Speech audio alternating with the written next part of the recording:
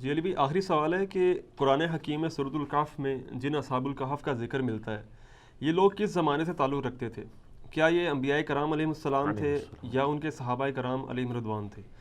Please ان کے واقعے کی تفصیل بھی بیان کر دیں، کیونکہ سننے میں یہ بھی آیا ہے کہ جہاں سیدنا یونس علیہ السلام کی مچھلی اور سیدنا عزیز علیہ السلام کا گدھا اور سیدنا موسیٰ علیہ السلام کی گائے اور سیدنا صالح علیہ السلام کی اونٹنی بھی جنت میں جائے گی، وہاں اصحاب الکہف کا خوش نصیب کتا بھی جنت میں جائے گا۔ چونکہ کتا ایک نجس جانور ہے، اس لیے اسے یہودی عالم بلعام بن بعورہ کے جسم و شکل میں داخل جنت کیا جائے گا۔ پلیز ان تمام باتوں کی تصدیق یا تردید فرما دیں، شکریہ، جزاک اللہ۔ کڈی وڈی کہانی کڑی ہے انہوں نے، ہر چیز کا جواب دیا کہ جی وہ چونکہ وہ نجس جانور ہے تو بلعام بن بعورہ جو یہودی عالم تھا تو اس کی کھال پہنا کے، حالانکہ اس کو بھی اللہ تعالیٰ نے کتے کی مثال بیان کی ہے معذرت کے ساتھ، یہودی عالم تھا، اور سورۃ الاعراف کی آیت نمبر 175 اور 176 میں اللہ تعالیٰ نے اس کو کتے کی مثال بیان کی، اور کس وجہ سے فرمایا؟ علم دیا تھا لیکن پستی میں گر گیا، دنیا کا لالچی بن گیا۔ اب اس کی حالت ہے کہ اس پہ کوئی بوجھ لا دے تب بھی زبان ہانپے، نہ لا دی جائے تب بھی زبان ہانپے، لالچی ہے نا۔ تو یہ بالکل جھوٹ ہے، اور میں بتاؤں یہ اس طرح کے جھوٹ جب یہ بولتے ہیں نا تو یہ پکڑے جاتے ہیں۔ ہمارے یہاں پہ ایک بزرگ ہیں، تو وہ جب ہماری دعوت کے ساتھ اٹیچ ہوئے، پروگرام اٹینڈ کیے، 60+ ان کی ایج تھی، تو ان کا دماغ کھل گیا۔ پہلے وہ اتنے کٹر دیوبندی تھے کہ ان کی دکان کے بالکل ساتھ اہل حدیث کی مسجد تھی، لیکن انہوں نے پوری زندگی کبھی ادھر نماز نہیں پڑھی تھی، اور نمازی پکے، اذان ہوتی تھی وہاں سے اتنی دور موٹر بائک چلا کے اپنی دیوبندیوں کی مسجد میں نماز پڑھ کے واپس آتے تھے۔ تو ان کی اولاد بھی کنکلوڈ کر بیٹھی تھی کہ ان کے لیے تو کوئی ہدایت نہیں ہے، لیکن ہدایت تو اللہ کے پاس ہے۔ بے شک۔ پھر ان کو ہمارا تعارف ہو گیا، اس کی وجہ سے انہوں نے سوچنا شروع کر دیا۔ ہم کسی کو کنورٹ نہیں کرتے ہیں، صرف سوچنے کی حص اس میں اجاگر کر دیتے ہیں کہ یہ جو کچھ بھی آپ سے بیان کرتے ہیں یہ بتائیں لکھا کہاں ہوا ہے۔ پمفلٹ پڑھنے شروع کیے، اب وہ پمفلٹ جب پڑھتے تھے جا کے علماء سے سوال کرتے تھے، آپ تو یہ بتاتے ہو حدیث میں تو یہ لکھا ہوا ہے۔ تو پہلے تو علماء برداشت کرتے رہے کہ پرانا بندہ ہے، مسجد کا بانی ہے، اگنور کرو، چندہ بھی آ رہا ہے، اگنور کرو۔ پھر جمعے والے دن ایک دن مولانا صاحب نے جو ہے وہ جمعہ پڑھایا، جیسے میں کہتا ہوں وہ قرآن و سنت سے مولانا شریف کو باہر نکالیں، مولانا شریف صاحب بیچ میں گھسے، انہوں نے کہہ دیا کہ جی اصحاب کہف کا کتا جڑا ہے نا وہ بھی جنت ہی جائے گا، قرآن میں لکھا ہوا ہے۔ اندازہ کرو، قرآن میں نہیں لکھا ہوا، مولانا شریف میں لکھا ہوا ہے۔ معذرت کے ساتھ، جب تک آپ کنویں سے کتا نہیں نکالیں گے، آپ جتنے مرضی ڈول نکالیں، کنویں کا پانی پاک نہیں ہوگا۔ تو اس طرح کے جو علماء سو ہیں، علماء حق کی تو ہم عزت کرتے ہیں جی، علماء سو کی بات کر رہا ہوں، ان کو جب تک آپ باہر نہیں نکالیں گے مولانا شریف کو قرآن کی تفسیر سے، احادیث کی شروحات سے، تو قرآن و حدیث پاک نہیں ہوگا جب تک ان کو نکالیں گے نہیں۔ تو انہوں نے ان سے پوچھ لیا کہ کہاں لکھا ہوا ہے؟ انہوں نے کہا جی قرآن میں لکھا ہوا ہے۔ ان کا حوالہ دیں، ان کا حوالہ پھر آپ کو اگلے جمعے میں دیں گے۔ جمعہ پڑھا رہا ہے، حوالہ اگلے جمعے، سورۃ الکہف قرآن میں موجود ہے۔ انہوں نے مجھ سے ڈسکس کیا جی اس طریقے سے، انجینئر صاحب کو لکھا ہوا ہے۔ میں نے کہا جی اصحاب کہف کا بھی ذکر ہے، کتے کا بھی ذکر ہے، لیکن یہ آگے کہاں نہیں ہے۔ میں نے کہا آپ سورۃ الکہف پڑھ کے دیکھ لیں، پارہ نمبر 15 سے شروع ہو کے 16 میں ختم ہوتی ہے، پہلی 26 آیات جو ہے اصحاب الکہف کے واقعے کے اوپر ہے۔ اس میں کتے کا بھی ذکر ہے، اس کے غار کے دہانے پہ بیٹھے ہونے کا بھی ذکر ہے، اس کے روبدار ہونے کا بھی ذکر ہے، سب کچھ ہے، لیکن یہ اگلی کہانی کوئی نہیں ہے۔ ان کا جی کانفیڈنٹ ہے؟ میں نے کہا ہاں۔ آپ قرآن خود، انہوں نے قرآن پورا خیر پڑھا تو کچھ نہ ملا، وہ اگلے جمعے پہنچے، تو وہ پھر آپ کو پتہ ہے اس سے اگلے جمعہ کرتے کرتے تھیندے پھر تھیں گے، ان کو سمجھ آ گیا کہ یہ معاملات بگڑ گئے، پھر آہستہ آہستہ اللہ نے ان کو ہدایت دے دی۔ تو اب یہ حالت ہے کہ کام تو وہ لکڑی کا کرتے ہیں، لیکن کوئی مولانا شریف بھی ان کے ساتھ نہیں بیٹھ سکتا، ٹھیک ہے۔ 70+ ان کی ایج ہے، کسی مدرسے سے نہیں پڑھے ہوئے، صرف وہ جھوم جھوم کے کہتے ہیں کہ نہ میں وہابی، نہ میں بابی، میں ہوں مسلم علمی کتابی۔ تو کئی وہ لوگ کہتے ہیں نا کہ جناب علی بھائی نے تعلیم بالغاں شروع کر دی ہے، یعنی مولویوں کو بھی پڑھنے میں ڈال دیا ہے کہ اب مولویوں کے مقتدی جنہوں نے پوری زندگی سہمی ہوئی زندگی گزاری تھی ان کے سامنے، آج ان کے سامنے جب وہ لوگ پوچھتے ہیں کہ کہاں لکھا ہوا ہے تو جواب نہیں دیتے، وہ کہتے ہیں کیڑے اسٹیشن تو بول رہے ہیں، پتہ لگ گیا تو یہ اصحاب کہف کے بارے میں، حضرت عزیر کے گدھے کے بارے میں، اصحاب کہف کے کتے کے بارے میں، یونس علیہ السلام کی مچھلی کے بارے میں، اور بھی چیزیں ہیں نا سر. سلیمان علیہ السلام کا ہدہد، وہ تسی نہیں پڑھیا. اور بڑی ساری چیزیں انہوں نے بنائی ہوئی ہیں. حضرت ابراہیم علیہ السلام کا مینڈا، وہ سارے کہتے ہیں جنت ہی جان گے. سر کوئی جنت میں نہیں ہے. صحیح مسلم میں بس اتنا ہے کہ قیامت والے دن اللہ تعالیٰ جانوروں کو زندہ کرے گا. اگر بغیر سینگ والی بکری کو سینگ والی بکری نے دنیا میں سینگ مارا ہوگا تو اس کو بس بدلہ دلوایا جائے گا، اس کے بعد ان کو برابر کر دیا جائے گا. جانور کوئی جنت میں نہیں جائے گا. جنت ساڑھے ابا جی دی ہے، سیدنا آدم علیہ السلام. ٹھیک ہے، جانوروں کی میراث نہیں ہے جنت. تو یہ سب جھوٹ بولا ہوا ہے انہوں نے. اصحاب الکہف جو ہے نا، یہ انسانی ہسٹری میں یونیک پرسنالٹیز ہیں. پیغمبر بھی نہیں تھے، پیغمبر کے اصحاب بھی نہیں تھے، اور پیغمبر کے تابعین بھی شاید نہ ہوں، تبع تابعین میں سے ہوں، حضرت عیسیٰ علیہ نبینا علیہ الصلوۃ والسلام کے. لیکن اللہ نے ان کے ساتھ وہ معجزہ کیا جو کسی پیغمبر کے ساتھ بھی نہیں کیا. سورۃ البقرہ میں حضرت عزیر کا نام تو نہیں آیا، وہ تورات میں ملتا ہے، لیکن اتنا ہے کہ پیغمبر، وقت کے پیغمبر کو اللہ تعالیٰ نے 100 سال کے لیے سلا دیا. لیکن اصحاب الکہف کو اللہ تعالیٰ نے 300 سال کے لیے سلایا، عیسوی اعتبار سے یعنی سولر کیلنڈر کے اعتبار سے، اور لیونر کیلنڈر کے اعتبار سے 309 سال، جو قرآن میں سورۃ الکہف میں آتا ہے. سورت نمبر 18 ہے قرآن پاک میں، پارہ نمبر 15 میں پہلی 26 آیات پڑھ لیں تو سورۃ الکہف میں آپ کو اصحاب الکہف کا پورا واقعہ پتہ چل جائے گا. اور یہ کرسچن ٹریڈیشن میں بھی 7 سلیپرز کے نام سے مشہور تھے. 7 یعنی اللہ کے نیک بندے سونے والے، اور 8واں ان کا کتا تھا. کرسچنز بھی ان کو اولیاء اللہ کے طور پر مانتے تھے. یہ سمجھنے حضرت عیسیٰ کے تبع تابعین میں سے ہیں. حضرت عیسیٰ علیہ السلام کے رفع سماوی یعنی دنیا سے اٹھائے جانے کے آلموسٹ آپ سمجھ لیں 100 سال بعد کا یہ واقعہ ہے. 146 عیسوی کا، آج چل رہا ہے 2019 عیسوی 14 نومبر. قرآن حکیم میں اللہ تعالیٰ فرماتا ہے چند نوجوان تھے، بوڑھی ہڈیاں نہیں بات قبول کرتی، چند نوجوان. اذ اول فتیۃ الی الکہف فقالوا ربنا آتنا من لدنک رحمۃ وہیئ لنا من امرنا رشدا. چند نوجوان تھے جب انہوں نے ایک غار میں پناہ لی اور وہاں انہوں نے دعا کی، اے رب ہمارے آتنا من لدنک رحمہ، ہمیں اپنے پاس سے رحمت عطا فرما اور ہمارے ہر معاملے میں کامیابی کی کوئی راہ نکال دے. اتنی کامل دعا ہے. میں اکثر اپنے بھائیوں سے کہتا ہوں اس سب کانٹیننٹ کے معاشرے میں ہم نے اس کمزور سے پلیٹ فارم سے یہ جو دعوت لانچ کی ہے اور آج تمام مکاتب فکر پہ سارے بر اعظموں پہ جا کے چھا گئی ہے، اس کے پیچھے جو روح ہے وہ یہ دعا ہے. کیونکہ میں بھی اللہ تعالیٰ سے یہ دعا کیا کرتا تھا کہ اصحاب الکہف کے ساتھ تو نے غیر معمولی واقعہ کر دیا. پوری رومن امپائر بت پرست ہے اور 7 نوجوان اسلام قبول کرتے ہیں، تو نے ان کے ساتھ معجزہ کیا. آج یہاں سب کانٹیننٹ میں بھی اکثریت دین کے نام پہ گمراہی ہے. ہماری آواز کیسے لوگوں تک پہنچے گی؟ ان مکاتب فکر تک جن کی کروڑوں فالور، لاکھوں مسجدیں، لاکھوں علماء ہیں. اس کے پیچھے یہ راز ہے کہ میں دعاؤں میں، اپنی تشہد کی دعاؤں میں، عام دعاؤں میں یہ دعا آپ دیکھتے ہیں ہر درس قرآن سے پہلے میں پڑھتا ہوں ربنا آتینا من لدنک رحمہ وہیئ لنا من امرنا رشدا. اس کے علاوہ بھی حضرت یونس علیہ السلام کی دعا لا الہ الا انت سبحانک انی کنت من الظالمین، اور دعائیں بھی. تو یہ اصحاب الکہف چند نوجوان تھے، توحید کی دعوت انہوں نے قبول کی. بادشاہ کے دربار میں کھڑے ہو کے انہوں نے اعلان کیا کہ ہم تیری عبادت نہیں کریں گے، کیونکہ رومن امپائر میں اس وقت بت پرستی تھی اور اس ایمپرر کو خدا مانا جاتا تھا. انہوں نے کہا تو بھی ہماری طرح کا انسان ہے، اپنے آپ کو نیند سے، کھانے پینے سے آزاد نہیں کر سکتا، ہم تیری عبادت کیوں کریں؟ ہم اس رب کی عبادت کریں گے جس نے زمین و آسمان کو پیدا کیا. پھر پرسیکیوشن شروع ہو گئی. اچھا ہے یہ ایلیٹ کلاس سے تھے، شاہی فیملی سے تعلق رکھنے والے، یعنی یہ لوگ تھے. پھر ان کے دل میں اللہ نے بات ڈال دی کہ پہاڑ میں جا کے پناہ لیتے ہیں تاکہ ہم ان کے ظلم و ستم سے بچ سکیں. تو یہ ایک پہاڑ پہ چلے گئے، ایک غار میں. یہ پورا واقعہ قرآن پاک میں آیا ہے. پھر اللہ فرماتا ہے انہوں نے غار میں پناہ لی اور اللہ تعالیٰ فرماتا ہے ان کو ہم نے وہاں پہ تھپکی دے کے سلا دیا. آئے ہائے ہائے, اللہ نے کہا میں نے تھپکی دی ان کو, ان کے کانوں پہ تھپکی دی, سو گئے.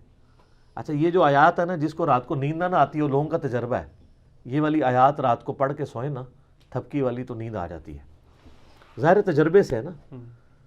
کئی صحابہ کرام نے قرآن میں کئی وظائف ڈسکور کیے ہیں. میرا مسلم شریف میں حدیث بھی ہے کہ نبی علیہ السلام نے فرمایا زمانہ جاہلیت کے بھی اگر ہیں اس طریقے کے دم مجھ پہ پیش کرو, اگر شرک نہیں تو کرتے رہو.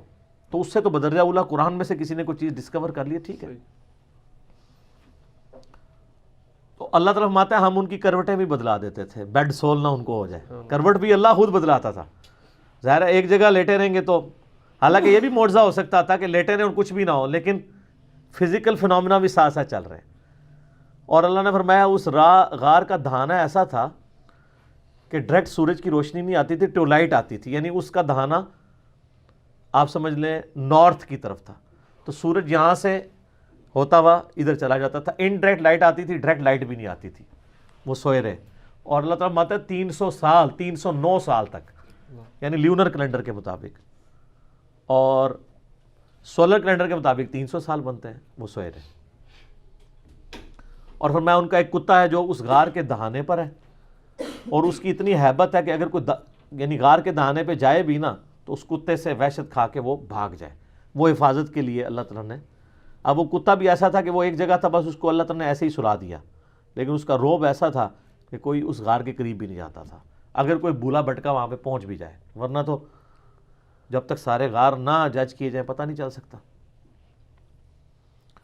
اور پھر کافروں نے یہ کیا کہ ان کے ناموں کی تختیاں لکھ کے ان کے اوپر سزا جو تھی, وہ ایک تختی رقیم اسے کہا جاتا ہے, اصحاب الرقیم بھی انہیں کہا جاتا ہے عربی میں, اس غار کا منہ بند کر کے وہاں پہ رکھ دی. اللہ تعالیٰ نے ان کو سلا دیا. وقت کے ساتھ ساتھ شکست و ریخ ہونا شروع ہوا, وہاں سے راستہ کھل گیا. اور اللہ کا کرنا یہ ہوا کہ اسی دوران رومن امپائر کا جو کانسٹنٹائن 2 تھا نا 337 عیسوی میں, اس نے مرتے مرتے عیسائیت قبول کر لی. اب عیسائیت قبول کرنے کا مطلب یہ تھا کہ پوری رعایا نے عیسائیت قبول کر لی, پوری رومن امپائر کرسچن ہو گئی اس وقت کے مسلمان. یعنی حضرت عیسیٰ علیہ السلام کے اٹھائے جانے کے 300 سال کے بعد, ورنہ ان 300 سالوں میں عیسائیوں نے بڑے ظلم اٹھائے ہیں ان بت پرستوں کے ہاتھ, وہ تو ایک پوری داستان ہے. تو اب وہ جب اٹھے تو وہ آپس میں کلام کرنے شروع ہو گئے کہ ہم کتنی دیر سوئے ہیں, دن یا دن کا کچھ حصہ. ان کو آئیڈیا نہیں ہوا, کیونکہ علم غیب نہیں تھا اس زمانے میں ہوتا. ان کو حضرت عزیر علیہ السلام کو نہیں پتا چلا میں 100 سال سویا رہا ہوں, ٹھیک ہے. تو اللہ تعالیٰ نے ان کو سلا دیا.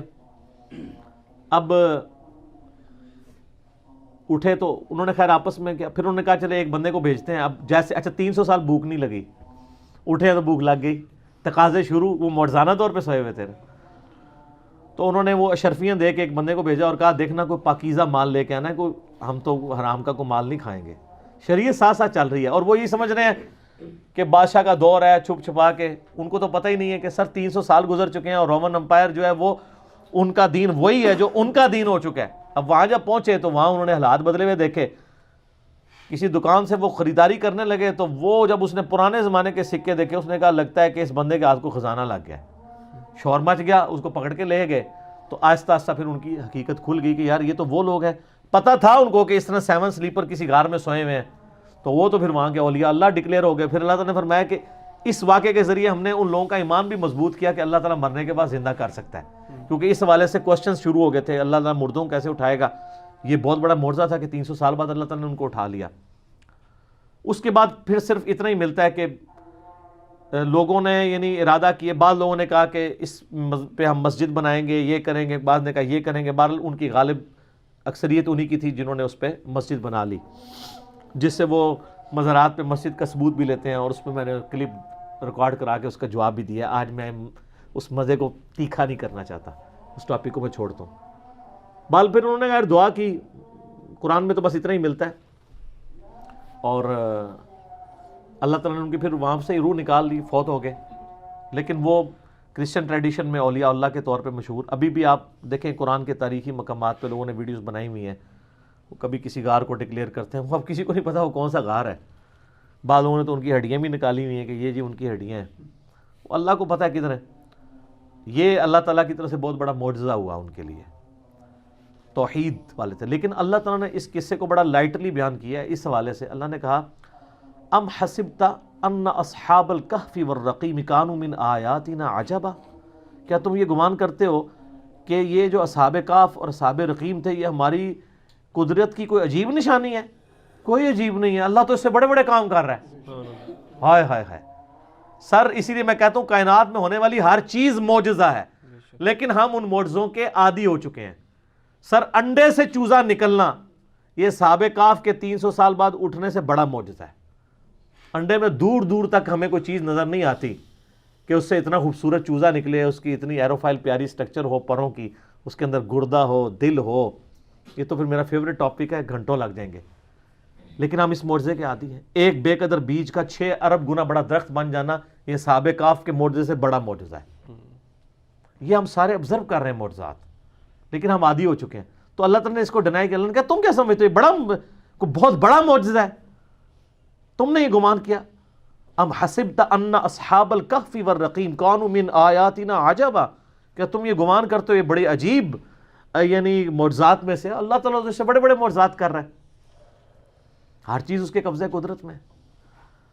تو یہ جناب اصحاب الکہف کا ایک پورا واقعہ تھا، اور اس کو 15 اقساط کے اندر ایک ڈرامہ سیریل بنائی گئی تھی 1997 میں ایران والوں نے. سر وہ درجنوں زبانوں میں ڈب ہو چکی ہے. بنی فارسی میں تھی، اردو ڈبنگ میں بھی پیغام کراچی والوں نے اس کی ڈبنگ کی ہے. سر اشک بار آنکھوں سے دیکھنے والی وہ ڈرامہ سیریل ہے. پورا اصحاب کہف کا انہوں نے واقعہ فلمایا ہے، اور توحید کا خزانہ ہے سر. وہ جس طریقے سے انہوں نے توحید اس میں پریزنٹ کی ہے، یوٹیوب پہ اویلیبل ہے. آپ اصحاب کہف لکھیں، اردو ڈبنگ کے ساتھ بھی ہے، انگلش بھی، عربی ڈبنگ کے ساتھ بھی. کئی ایوارڈ دنیا کے اس کو مل چکے ہیں. 1997 میں بنائی گئی تھی، آج سے آلموسٹ 22 سال پہلے. آج بھی دیکھیں آپ جناب، آپ دل کرے گا کہ ایک دن میں اس کو ختم کر کے اٹھیں، جس طریقے سے انہوں نے اس کو فلمایا. تو یہ بڑی ایک ناانصافی تھی کہ میں اصحاب کہف کا ذکر کروں اور ایران والوں کی اس فلم کا ذکر نہ کروں، جو انہوں نے واقعی اس طرح فلمائی ہے کہ اس زمانے میں انہوں نے پہنچا دیا. آپ کو یعنی موٹیویشن ملے گی کہ یار یہ لوگ بھی تھے جنہوں نے اپنی زندگی اللہ کے لیے وقف کی، اللہ نے ان کو ہمیشہ کے لیے امر کر دیا. آج لوگ ان کا ذکر کرتے ہیں. قرآن قیامت تک پڑھا جائے گا، اور اللہ کے ان موحدین کا ذکر لوگ ہمیشہ کریں گے، ان کی مثالیں دیں گے کہ جناب ایسے نوجوان بھی ہوتے ہیں. اچھا یہ تو واقعہ اللہ تعالیٰ نے بیان کیا تھا تاکہ لوگ توحید کی طرف رغبت کریں. ہم نے اس کو فضائل کا ذریعہ بنا لیا، وہ بھی ہے. صحیح مسلم میں حدیث ہے جو سورہ کہف کی پہلی 10 آیات حفظ کر لے گا دجال کے فتنے سے بچ جائے گا. تو کبھی اس پہ غور کریں کہ دجال کے فتنے کا اس سے کیا تعلق ہے. صحیح بات. اس لیے کہ اس کی جو 10ویں آیت ہے وہ اذ اول فتیۃ الی الکہف فقالوا ربنا آتنا من لدنک رحمۃ وہیئ لنا من امرنا رشدا. اللہ تعالیٰ نے جب کوئی کامیابی کی راہ نظر نہیں آتی تھی، اصحاب الکہف کے لیے کامیابی کی راہ نکال دی. تو دجال کے فتنے کے خلاف بھی جس کو یہ 10 آیات یاد ہوں گی اس کے لیے بھی کامیابی کی راہ نکل جائے گی. تو یہ یاد اسی کو ہوں گی جو روزانہ پڑھے، اسے وقتاً فوقتاً پڑھتے رہیں، خود بخود زبانی یاد ہو جائیں گے. اسی طریقے سے صحیح حدیث ہے المستدرک للحاکم میں، جو جمعے والے دن سورۃ الکہف کی تلاوت کر لے اگلے جمعے تک اس کے لیے ایک نور اللہ تعالیٰ کی طرف سے مقرر ہو جائے گا. اور صحیح بخاری میں حدیث ہے نا، وہ سورۃ الکہف ایک صحابی پڑھ رہے تھے تو ان کا گھوڑا جو ہے وہ بدک گیا تھا، فرشتے وہ سننے کے لیے آ گئے تھے. تو سورۃ الکہف کے فضائل اپنی جگہ ہیں، لیکن اس کے جو مضامین میں یہ اصحاب الکہف کا پہلی 26 آیات کے اندر جو ذکر ہے وہ توحید کے علمبرداروں کے لیے ایک مشعل راہ ہے کہ اگر آپ تھوڑے کیوں نہ ہوں، اگر آپ سچائی کے لیے کھڑے ہیں، ٹروتھ لور ہیں، تو اللہ تعالیٰ آپ کا ہاتھ تھام لے گا. دنیا میں نہ بھی تھامے، آخرت میں ہمیشہ کی کامیابیاں تو آپ کا مقدر ہوں گی نا انشاءاللہ تعالیٰ. اس لیے گھبرانا نہیں ہے، سچائی کے ساتھ کھڑے رہنا ہے، اور کبھی پرواہ نہیں کرنی اس حوالے سے. تو اس کے ساتھ جو باقی سٹوریاں وہ جوڑ دیتے ہیں وہ ساری کی ساری غلط ہیں. تو ایک دفعہ میں ریکویسٹ کروں گا کہ سورۃ الکہف جو لوگ جوانی سے ابھی تک اس کو پڑھ رہے ہیں جمعے کے وظیفے کے طور پہ، ایک دفعہ ترجمہ بھی سر کھول کے پڑھ لو. اور آپ نے مزید مزہ لینا ہے تو میری جو 9 سالوں کے اندر قرآن کی تفسیر ریکارڈ ہوئی ہے اس میں سورہ کہف پہ تو میرا بہت لمبے لیکچرز ہیں. اس میں تو کئی ایک مضامین ہیں. ذوالقرنین بادشاہ کا واقعہ ہے، قصہ خضر و موسیٰ ہے. اس کے علاوہ اس کا جو مرکزی ٹاپک ہے وہ دنیا کی محبت کی مذمت ہے جو اصل چیز ہے. اور اس میں اللہ تعالیٰ نے کئی ایک واقعات بھی اس میں بیان کیے ہیں، مثالیں بھی بیان کی ہیں. تو سورۃ الکہف کو کبھی ترجمے سے بھی پڑھ کے دیکھیں کہ اس کے اندر کیا کچھ بیان ہوا ہے. ٹھیک ہے جی، اسی پہ کنکلوڈ کرتے ہیں. بقیہ سوالات انشاءاللہ اگر کوئی بچ گیا تو اگلی دفعہ انشاءاللہ تعالیٰ. اللہ تعالیٰ سے دعا ہے جو حق بات میں نے کہی اللہ تعالیٰ ہمارے دلوں میں راسخ فرمائے. آمین. اگر جذبات میں میرے منہ سے کوئی غلط بات نکل گئی اللہ تعالیٰ ہمارے دلوں سے محو کر دے آمین. اور معاف بھی کر دے. آمین. ہمیں کتاب و سنت کی تعلیمات پر عمل کر کے دوسرے بھائیوں تک پہنچانے کی توفیق عطا فرمائے. سبحانک اللہم و بحمدک اشہد ان لا الہ الا انت استغفرک و اتوب الیک وما علینا الا البلاغ المبین. جزاکم اللہ خیر.